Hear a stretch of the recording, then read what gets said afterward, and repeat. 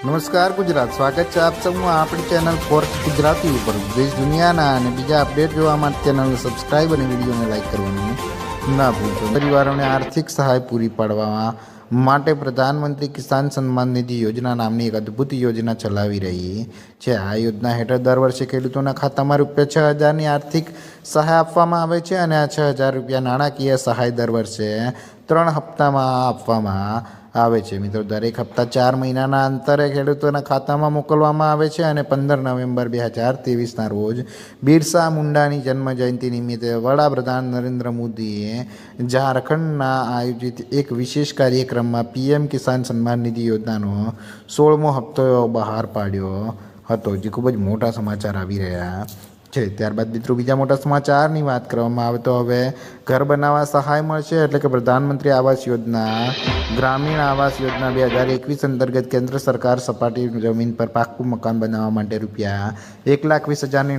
નાણાકીય સહાય પૂરી પાડે છે અને ડુંગરાળ વિસ્તારમાં પાકા મકાન બાંધવા માટે સરકાર ₹1,30,000ની નાણાકીય સહાય પૂરી પાડે છે.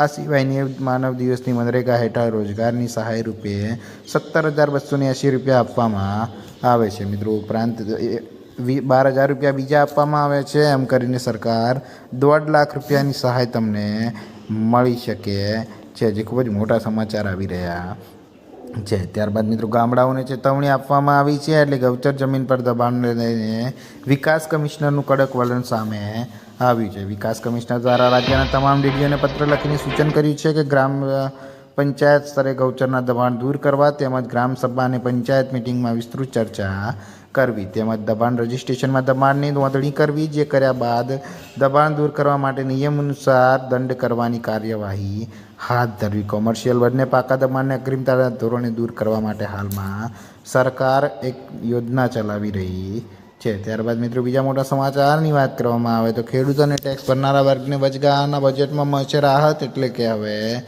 વચગાળાનું બજેટ હાલમાં શરૂ થવા જઈ રહ્યું છે. સામાન્ય બજેટ માટે હવે 15 દિવસ બાકી છે, ત્યારે આ પહેલાં બજેટમાં મળનારી રાહત અને ભેટને લઈને અટકળો શરૂ થઈ ગઈ છે. નિષ્ણાતોએ કહ્યું છે કે નાણાપ્રધાન નિર્મલા સીતારામન 1 ફેબ્રુઆરી વચગાળાના બજેટમાં કન્ઝપ્શન અને ગ્રામીણ અર્થવ્યવસ્થાને વેગ આપવા ઉપરાંત ફુગાવા અને ગ્રામીણ ઘટાડવા પગલાં ચાલુ રખાશે.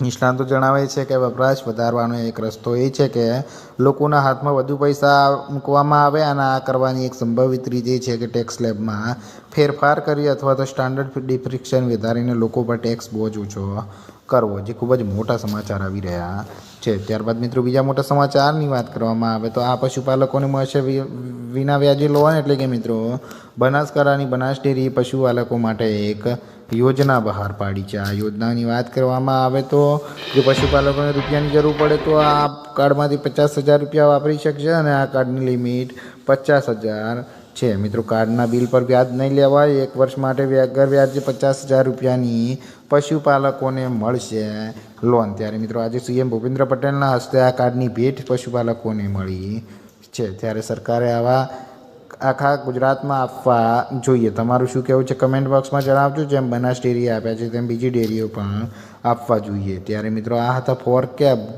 4K ગુજરાતીના 5 મોટા સમાચાર. બીજા સમાચાર જોવા ચેનલને સબસ્ક્રાઈબ અને વિડીયોને લાઇક કરવાનું ના ભૂલશો.